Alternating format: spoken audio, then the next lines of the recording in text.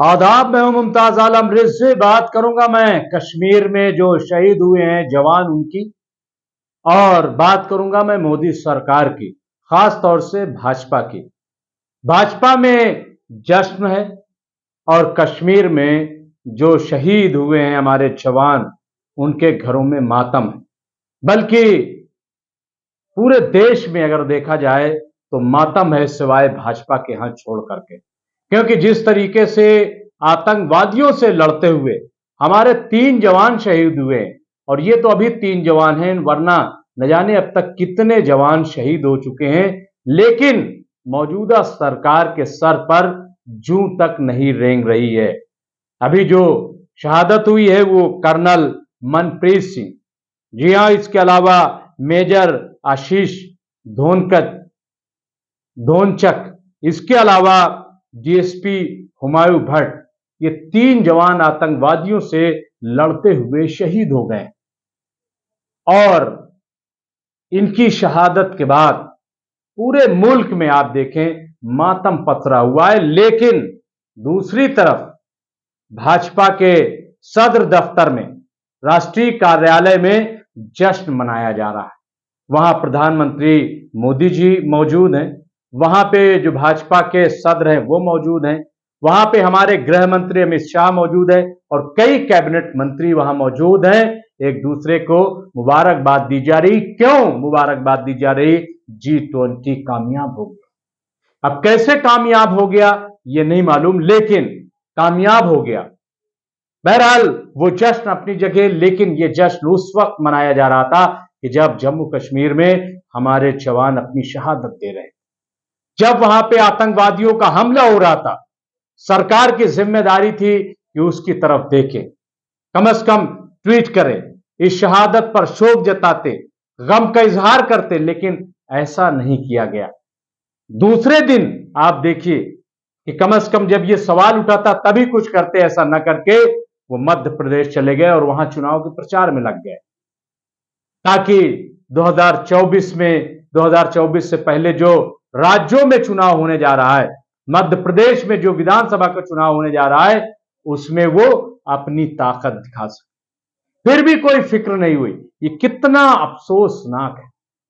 किस बात का जश्न? लोग सवाल कर रहे हैं कि क्या ये जश्न इसलिए है कि हमारे जवान शहीद हुए?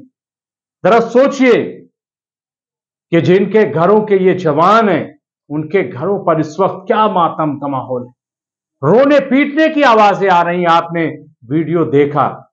मातम वहां पे हो रहा है। और यहां पे जो इस देश के अपने आप को जो चौकीदार कहते हैं हमारे प्रधानमंत्री, जो अपने आप को रखवाला कहते हैं, जो एक सर के बदले 10 सर लाने की बात करते हैं, जो न जाने क्या क्या बात करते हैं, सिर्फ बातें ही करते हैं, लेकिन इजहार भी नहीं करते, अफसोस का इजहार भी नहीं करते हैं। यह बहुत बड़ा सवाल उठ गया है। और एक सवाल और, ये जो मोदी सरकार है, ये जो आतंकवाद को खत्म करने की बात करती थी, दहशतगर्दी को खत्म करने की बात करती थी, इसने पहले नोटबंदी की और नोटबंदी करते हुए कहा कि इससे हम कश्मीर में जो आतंकवाद है, जो आतंकवाद पनप रहा है, इसको हम खत्म कर देंगे, इसलिए हम नोटबंदी कर रहे हैं। असल वजह बाद में सामने आ चुकी है, लेकिन इन्होंने कहा कि आतंकवाद खत्म कर देंगे, लेकिन उसके बावजूद आप देखिए कि आतंकवादी हमले जारी रहे। पुलवामा हो गया, हमारे 40-42 जवान जो है वो शहीद हो गए, एक साथ एक बस को उड़ा दिया गया वहां पे। लेकिन उस पर तो राजनीति हुई कि हमने सर्जिकल स्ट्राइक कर दी, हमने एक के बदले 10 सर ले आए। कहां वो 10 सर आए, कहां 400 सर गए, कुछ आज तक पता नहीं चला। लेकिन गोदी मीडिया ने उसको खूब प्रचार प्रसार किया, उसका खूब उसको चलाया। लेकिन आज जब हमारे जवान शहीद हो रहे हैं तो उस पर कोई बहस नहीं, उस पर कोई डिबेट नहीं है, बल्कि जश्न को दिखाया जा रहा है। अखबारात में जश्न की तस्वीरें छप रही, लेकिन जो हमारे जवान शहीद हुए हैं उनकी तस्वीरें दूर दूर तक नहीं दिखाई दे रही हैं। ये क्यों?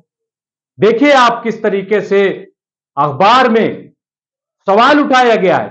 टेलीग्राफ ने ये सवाल उठाया है। ये सवाल तो सारे अखबार को उठाना चाहिए था, सिर्फ टेलीग्राफ में ही ऐसे सवाल क्यों उठे?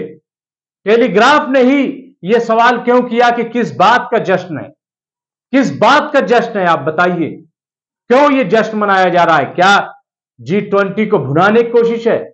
बाहर के मीडिया ये बोलकर चले गए कि ऐसा लग रहा था ये कोई चुनावी प्रचार चल रहा है, क्योंकि हर जगह G20 में अगर किसी की तस्वीर लगी थी तो सिर्फ मोदी जी की लगी थी, जबकि 20 देशों का नुमाइंदा इजलास था।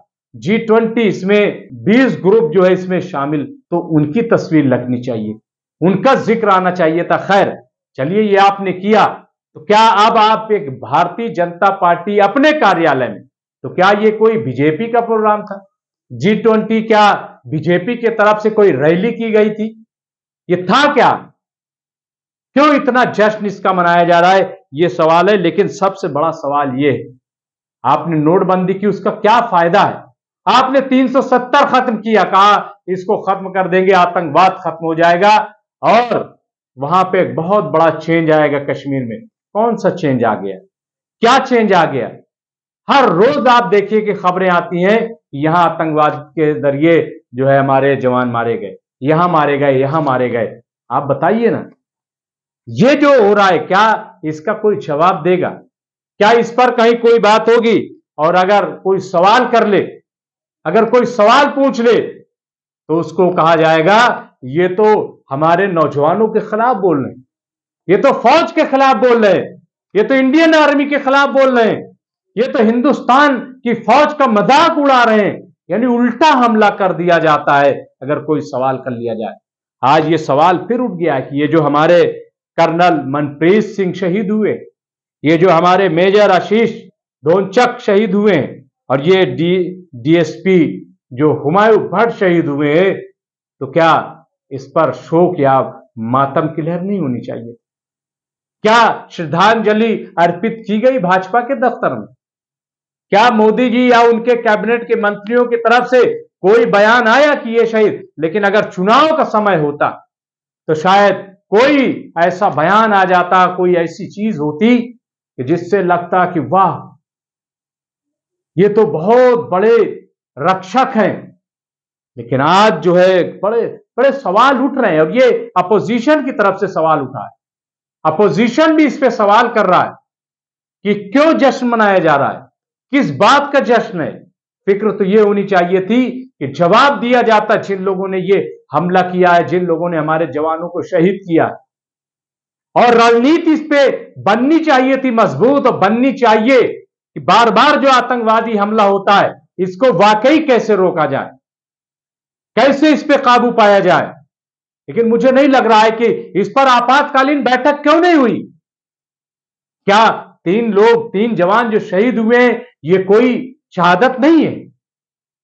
क्या इसको शहादत नहीं माना जाएगा? क्या इसको हमला नहीं माना जाएगा? क्या इसको कुर्बानी नहीं माना जाएगा? क्या ये रूटीन में है? ये तो होता ही रहता है, जवान तो शहीद होते ही रहते हैं, और इसलिए चुनाव प्रचार चलता रहेगा, इसलिए जश्न मनाया जाता रहा, अपनी सुविधा से काम किया जाएगा, सरकार अपनी सुविधा से चलेगी। ये कब तक प्रचार सिर्फ चलता रहेगा? ये क्या प्रचार सरकार है? सिर्फ प्रचार करेगी, कभी अडानी का प्रचार, कभी चुनाव का प्रचार। सवाल ये सरकार कब चलेगी? अब तो चंद महीने बचे हैं, और सनातन धर्म भी खतरे में पड़ गया। मोदी जी कह रहे हैं सनातन धर्म को ये लोग मिटाने के लिए जो है इंडिया आया है। माफ कीजिएगा, ये सनातन धर्म को मिटाने के लिए, खत्म करने के लिए नहीं, ये महंगाई खत्म करने के लिए आया, ये बेरोजगारी को खत्म करने के लिए इंडिया बना है, मुझे ऐसा लग रहा है। और अगर इसको कोई मिसयूज करता है वो गलत है, लेकिन धर्म की आड़ में ये जो प्रचार किया जा रहा है ये बंद किया जाना चाहिए, और सबकी आंख खोलनी चाहिए। जवान फिल्म ने सबकी आंखें खोल दी है, असल मुद्दा सामने आना चाहिए, असल सवाल करना चाहिए। और जब हमारे 3 जवान शहीद हुए हैं तो ये सवाल सरकार से होना चाहिए कि कहां आतंकवाद खत्म हो गया, और अगर आतंकवाद खत्म हो गया तो ये जो हमारे 3 जवान शहीद हुए कैसे हुए, ये सवाल सरकार से किया जाना चाहिए। बहुत बहुत शुक्रिया।